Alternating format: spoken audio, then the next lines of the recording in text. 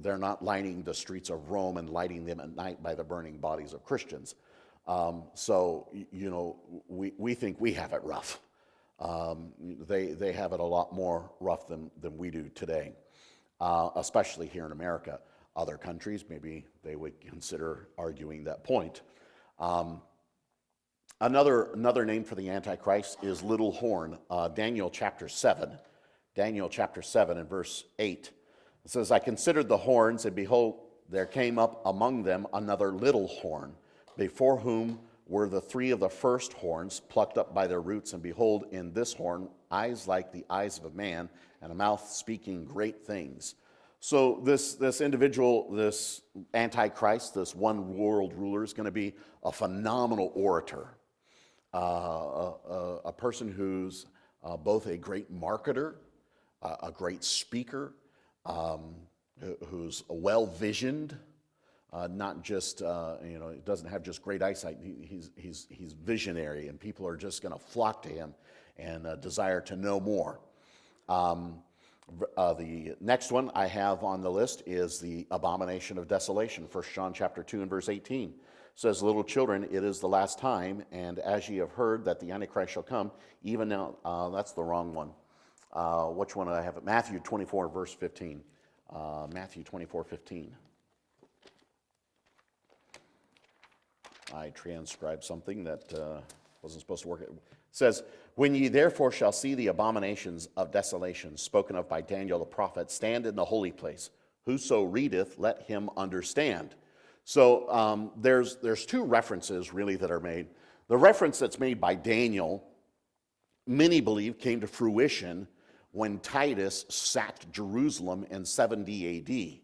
When Titus sacked Jerusalem, he rounded up the Jews, he murdered a whole bunch of them, and then just to make a point, he literally took hundreds of pigs into the temple and butchered them and threw blood all over the place, and then he burned it to the ground. Not a nice guy. If you believed in anything, he was going to squash it so that you didn't have any hope or anything. He just wasn't a nice guy. So many believe that was the abomination of desolation. However, that is not, because the Antichrist is going to go to the Temple Mount, and he's going to establish his throne in the place where the Holy of Holies would have been. And he's going to establish himself as God, not just a national ruler or an international ruler or a global ruler, but he's going to say, I am God, and people are going to flock to him. Now, we don't understand that today. We don't see how that's possible, but you'll be amazed at the stories that'll come about. You understand that the rapture has happened at this point, and there are lies going all over the world to explain things, and people are going to be buying it hook, line, and sinker. So for this man to get up there and then to have the opportunity to establish himself as the one world ruler, he's going to claim himself as God. Now, he's going to have some other folks working for him, and they're also going to do signs and wonders. Satan does have power in this world, and they'll produce signs and wonders to help demonstrate the power of the Antichrist, or his claim as God. Do you believe the Antichrist will be the most demonically possessed person, or do you think it's just someone who's going to be very gifted in the abilities that he has? We're going to get into more specifics about the Antichrist next week, but I think I can answer that next week with some of the material that I have. I don't know if you could say most demonically, because the maniac of Gadara had 1,000 demons. I would say that's pretty well possessed. No, he didn't. This is both a gifted individual. This is okay.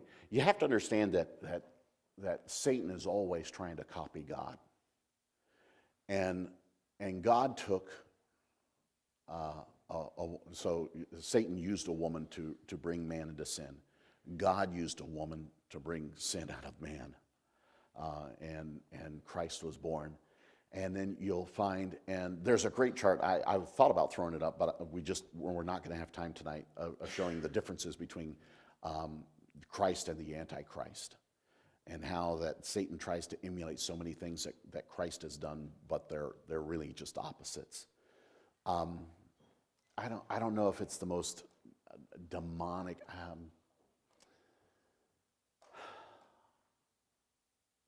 Maybe the most uniquely used person as far as a demonic influence. Yeah, I would agree with that statement. Does that make sense? I don't think anybody else would ever have been used quite like that. So.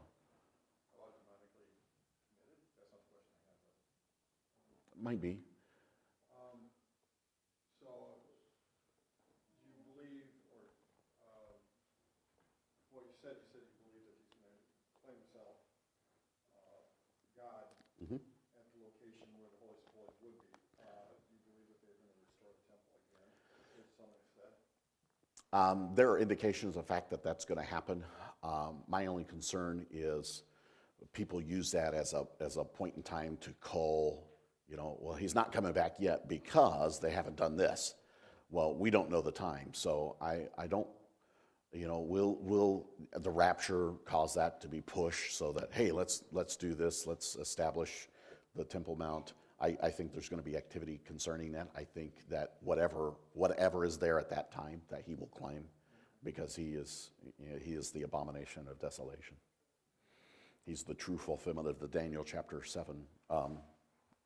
Chapter 7, Matthew chapter 24 and Daniel chapter 7's prophecy. So, yeah, absolutely. Another name that he'll use is the prince that shall come, Daniel chapter 9 and verse 26. I'm going to read that real quick. And after 62 weeks shall Messiah be cut off. That's the cross, but not for himself. And the people of the prince that shall come shall destroy the city and the sanctuary. That's the prophecy of Titus. And the end thereof shall be with a flood, and unto the end of the war desolations are determined, talking about the battle of Armageddon. The next one, the ninth one, a king of fierce countenance, Daniel chapter 8. And in the latter time of their kingdom, when the transgressors are come to the full, a king of fierce countenance and understanding dark sentences shall stand up. These king of fierce countenance, and it's going to be hard for us to picture, and that's why people like these books. The name escapes me now. Tim LaHaye. What was the name of his books? Left Behind. That's it. Honestly, I've never read a single one of them. I don't know. The Left Behind series and what Tim LaHaye wrote, people flock to that because I'm not arguing the authenticity of his writings. I've heard there was some pretty good research behind it. I don't know. I've never read it, and I'm being honest. But what they do is they let people picture in their minds kind of what's going on in the world. Because we really have a hard time when we read Scripture, when we read Revelation, understanding door open, trumpet like a voice, and then there was the first seal, and then there was the trumpet, and then there was the wind, and then there was, what's going on here. And so books and movies and series like the Left Behind series are good for at least putting a picture to our minds. And when we think of a king of fierce countenance, you're talking about a world leader who has the determination to unify the world, and he'll do it at any expense. This is not going to be a kind man. He's brutal. He's vicious. He's it's pretty bad being in politics in America. Try ruling the world. And this person is not going to be your nice guy. He's not going to come on a message of hope. He's going to be coming. You will fall in line. At first, everybody will flock to him because he's going to provide stability and security in a time of great instability and a lack of questions, or a lack of answers to questions, and a lack of clarity. And at that time, and then he'll just assert himself, and we will finally then see his true side. We won't, because we're all going to be in heaven, but the world will experience this. And then the last one that I have up here, the king shall do according to his will. He's got his own plan, he's got his own will that he's doing, and it has nothing to do with God. Daniel 11:36 says, "And the king shall do according to his will, and he shall exalt himself and magnify himself above every god, and shall speak marvelous things against the God of gods, and shall prosper till the indignation be accomplished. For that is determined shall be done." So it's saying, listen, he's going to lift himself up. He's going to do things according to his will. He's going to put down every other god of every other religion in the world and elevate himself. And he's going to explain away, and he's going to have powers and signs, and the verbosity of blasphemy is going to be just absolutely amazing. Fortunately, we won't be here to see it. We'll be standing in awe at what God's doing in heaven. But there will be a number of things going on down here on earth.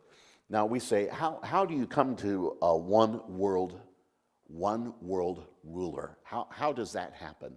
I mean, good night. We can't even get our own politicians to agree in one nation, let alone the world. How does that happen?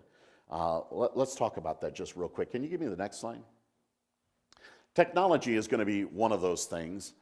The astounding rate at which technology is advancing and is gaining and increasing momentum, from the point where the radio was created to the point where it had 50 million users, was 38 years. Okay, from the first creation of the radio to the point where it had 50 million users, 38 years. For TV to go from 0 to 50 million users in the world was 13 years. For the internet to go from basically hardly anybody to 50 million users, 40 years. The iPod, 3 years. You know, it took Facebook. Facebook reached 100 million users in 9 months. Hulu went from 63 million streams a year in their onset to 373 million streams a year in just 1 year. That's phenomenal. Well, you put it this way. We were horse and buggy for hundreds and thousands of years. Not hundreds of thousands of years, but hundreds and thousands of years. Let me clarify that. Make sure you're hearing me. I was like, preacher's talking about we've been around for hundreds of thousands of years. No, hundreds and thousands of years. We went from horse and buggy to the point where we tested our first aircraft flight to being in space in less than 100 years. That's pretty phenomenal. From horse and buggy to standing on the moon in less than 100 years. And this process is not slowing down. In fact, the more technology that we throw at it, the faster it goes. So there will come a point where you'll introduce a new technology and it will literally be around the world. Do you understand that Facebook has over 25% of the Earth's population now as a user? That's a lot of people. There's over 7 billion people in this world, and they have over 25% of the Earth's surface with a smartphone and a Facebook account. And I only have 2,500 friends. What's wrong with that picture? I'm not even a drop in the bucket. What's going on? So technology is going to be one of these things that they use to promote this one world ruler. Because how does somebody take power and everybody concede to it, and then he puts down all of their gods and they accept him? Except by the fact that it was a post on Facebook and everybody believed it. I don't think it's too far gone before people start using Facebook as a news source. It'll have its own news, and it'll come right to your Facebook page. Why? Because that's where everybody is. Give me the next slide there. Just to show you, this is a picture from Saudi Arabia. Poverty is growing in Saudi Arabia, one of the richest nations on earth. But they happen to have a flat screen with a cable TV box mounted to the wall. And yet there's hardly any furniture in the house. And they struggle to feed. And that's a small flat screen. Show the next one, please. In most third world countries, just about anybody can get a smartphone. I mean, Dave, you guys were in Ghana. Yeah, everybody does. So the reach of technology, the ability to put information in front of people is expanding exponentially. And so everybody's going to be like, oh, wow, this just happened. Okay. And they're going to be able to promote the propaganda of the beast to everyone. To everyone. I mean, I've seen pictures of people who live in slums next to the garbage dump, and they've got a 50-inch screen TV watching football, right? Soccer, for those of you who are Americanized people.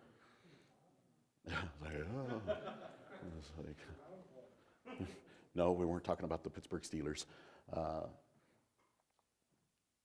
And this is everywhere. And technology is going to be one of those vehicles that the Antichrist is going to use for himself. He's going to be, as they say, a power user to the nth degree. Next slide, please. Promoting a one world ruler, global economy struggles. It's going to boil down to money and how comfortably people want to live. We claim we have a poverty level here in America, and that poverty level includes a car and a flat screen TV and smartphones for everybody, and normally a cable TV subscription.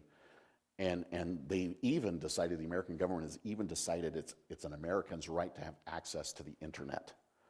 I can't get 3 megs down at my house, but you live below the poverty level, you're going to be guaranteed internet access.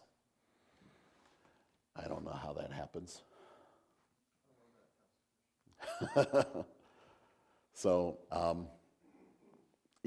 these things, our newest pope has called for a reforming of the United Nations. I mentioned some of this on our first night or two that we got to talking about this. The current pope has called for the reforming of the United Nations, and these are his words: establishing a true world political authority with real teeth to manage the global economy, and in his words, with God-centered ethics. There's no such thing as God-centered ethics anywhere inside the United Nations. Nothing. Absolutely nothing. So, in his third encyclical, which is a major teaching, released as the G8 summit was about to happen, that was 2009 or 2010, I think this came out. The summit begins in Italy. The Pope says such an authority is urgently needed to end the current world financial crisis. When you have major figures standing up and saying, hey, we got to do something about the problems in the world, and we need to give that group of people power to do it, and other people start agreeing to him, now you're seeing the groundwork laid out to have the Antichrist rise to power. And it's not just a scenario that people put together. It's a reality. It's a reality. Give me the next one there. In 2015, the G20 now overcomes the G8, and an administration official says the group of 20 nations will assume the role of a permanent council on global economic cooperation. The official, who spoke on the condition of anonymity before the official announcement, said the group of 8 major industrial nations would continue to meet on matters of common importance such as national security. The official said President Obama initiated the move, and it will be announced Friday. So Who is the group of 20? Well, here's the group of 20 nations: Argentina, Australia, Brazil, Canada, China, France, Germany, India, Indonesia, Italy, Japan, Republic of Korea, Mexico, the Russian Federation, Saudi Arabia, South Africa, Turkey, United Kingdom, and the United States, and the European Union. And all of these got together, and the G20 is not, notice the words, will assume the role of a permanent council on global economic cooperation. So you have all these major economic powers getting together, and they're saying, how do we cooperate? When you start the cooperation, you now build the seedbed of a single organization. A single organization that says, hey, this is how we do it. And it takes one man rising up to lead that group to finally unify that group to become an official authority. You're not talking too far off from one more government, at least as far as economics are concerned. So give me the next slide. Oh, that's it? Okay. So the last one, when we're talking about promoting the Antichrist to power, how does that happen? We had technology is going to be one way. We have economics is going to be the other way. I fully believe that the economic, and here's where you'll get a lot of it. It's not going to be oil. It's going to be water. Water will be the primary resource that is of contention. And the water will be the bargaining factor and will be used to bring certain powers together so that they can stabilize whatever crisis is going on at that moment. The other critical factor in all of this is the rise of humanism. Humanism has been with us for just ages, been with us a long time. But in recent days, humanism has begun to gain greater and greater momentum. Humanism is basically, it's not atheism, it's not agnostics. It's kind of a mixture of the two that says basically, I'm not arguing the existence of God. I don't deal with fairy tales. However, I want to promote the human race. And it's elevating humanity to a position of God status.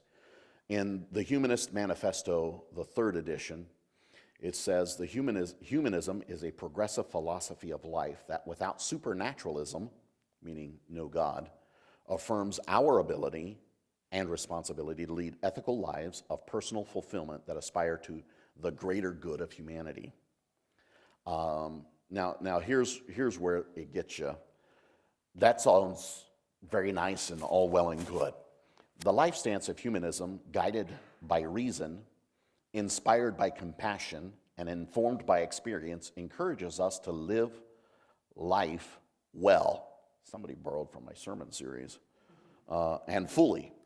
It evolved through the ages and continues to develop through the efforts of thoughtful people who recognize the values and ideals, however carefully wrought, are subject to change as our knowledge and understandings advance. So what they're saying is the rules of life change as things progress. And what used to be isn't what should be because things have advanced. It goes on, this document is part of an ongoing effort to manifest in clear and positive terms the conceptual boundaries of humanism. Not what we must believe, but a consensus of what we do believe. It is in this sense that we affirm the following. And they have a list of about 15 things that they attest to. Now, you say, I don't hear much about humanist or the American Humanism Association, the AHA, which is the leading body here in America that handles this, and the ones who wrote the most recent manifesto. One of the things that they say, knowledge of the world is derived by observation, experimentation, and rational analysis. Humanists find that science is the best method for determining this knowledge as well as for solving problems and developing beneficial technologies. We also recognize the value of new departures in thought the arts, and inner experience, each subject to analysis by critical intelligence. How many of you saw, and I just happened to see, I think Frank Smith posted on his Facebook page recently, the interview between Ben Carson and Katie Couric on transgender issues. How many of you saw that? Okay. I thought Ben Carson did a phenomenal job answering the questions. But the Humanist Manifesto would put him down because you're not allowing for the consideration of the departure of what would be regular thinking. They would say, we allow for that, and let's embrace it. Our media has gone so far over to the humanist side of things that to consider Christianity or a set of laws that we have to live by, you notice the word, it's not what we must believe, but what we do believe. And what they do believe changes. So what they believe now is not necessarily what they're going to believe 5 years from now, because they'll look back at you and say, we evolved. Why haven't you? Our process of thinking has changed. We can allow for transgender. We can allow for homosexual marriage. We can allow for these things because, well, the Christians, they're stuck in this. When the presidential candidate says Christians need to change their thinking, she's preaching humanist philosophy straight from their manifesto. I'm sorry, we can't change our thinking. It's written in a book. But because we can't change our thinking, they're teaching, and I promise you, you can go out and experience it today. You go to any college campus in America and ask them some of these things and tell them, well, what if we told you that a person is born a man or woman and that's just the way they are? Well, what about what they feel on the inside?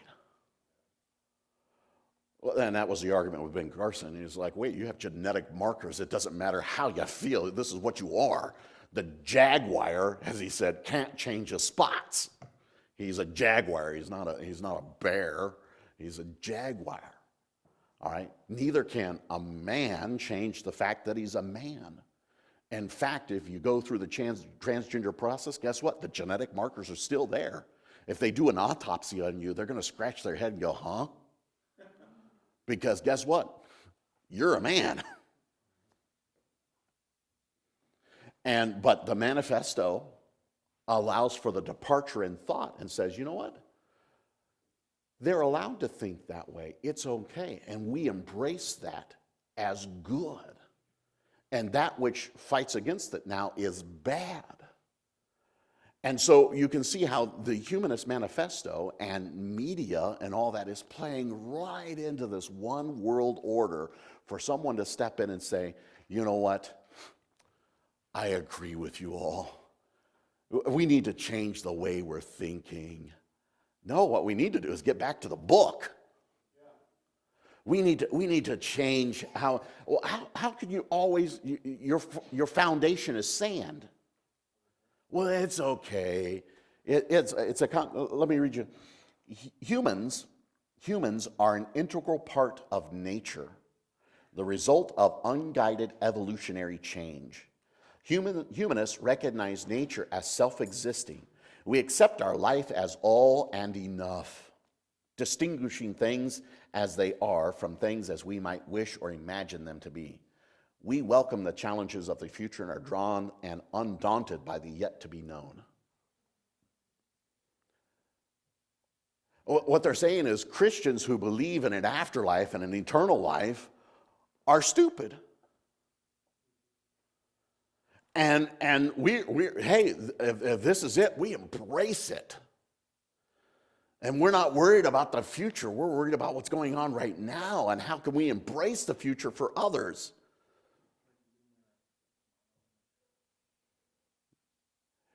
And when the Antichrist has his opportunity, boy, the world will be just wrought with the readiness to accept him. Because I promise you, Hollywood is right there at the manifesto. The news medias are right there at the manifesto.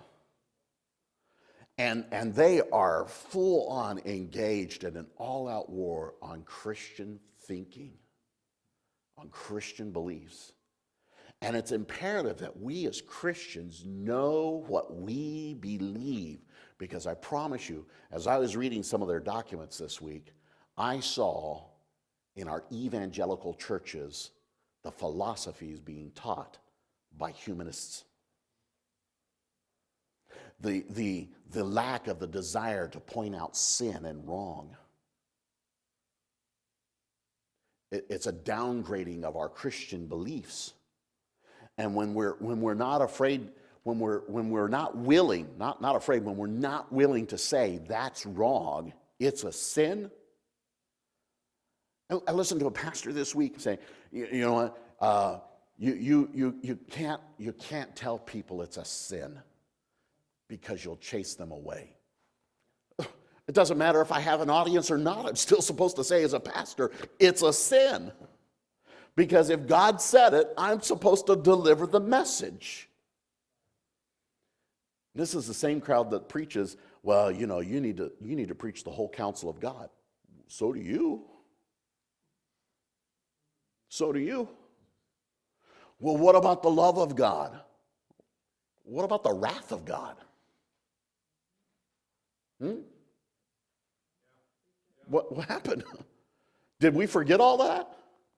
Oh no, we want to be positive because we want them to accept us. I don't care if they accept me. I care if he accepts me. He's the one I need to worry about. I could go on and on. I read too much of their stuff. It just brings my blood to a boil. Keeps me up at night thinking about all my rhetorical answers. This doctrine, and you listen to some of the things put in place by our former administration, it's all in support of this manifesto. They have no conscience of what Christians believe or how Christians think or what the Bible even has to say. What they care about is the humanist philosophy of promoting the human race as God.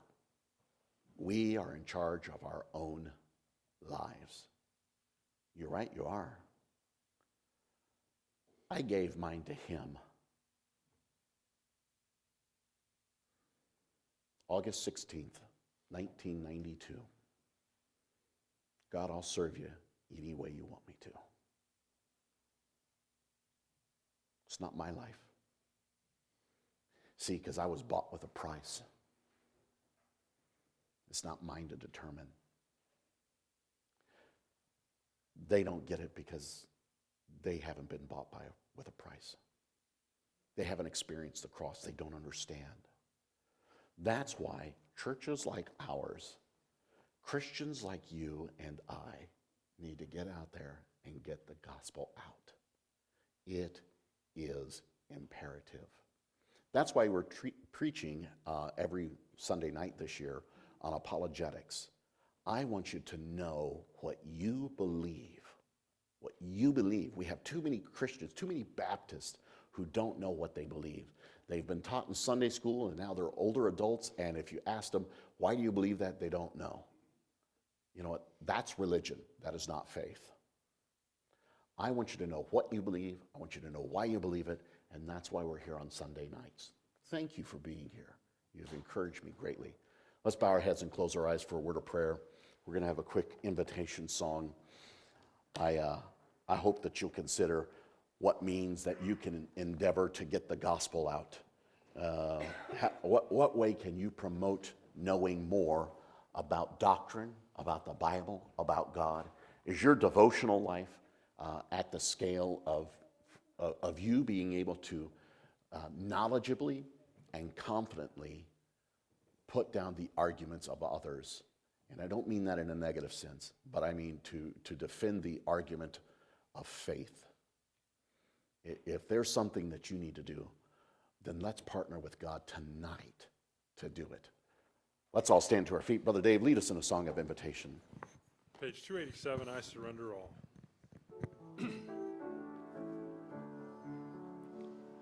All to Jesus I surrender, all to him I freely give. I will ever love and trust him, in his presence daily live. I surrender all, I surrender all to thee, my blessed Savior, I surrender all. Okay, next week is the Lord's Supper service Sunday night. I want you to come for that. That's a family event. You all are invited to the Lord's Supper table. Let's be here for that. The following week, we'll talk more about the Antichrist, how the Bible describes him, not just in his titles and his roles, but I mean, where's he come from? How is he going to do what he does? You know, how does this come to pass? We'll talk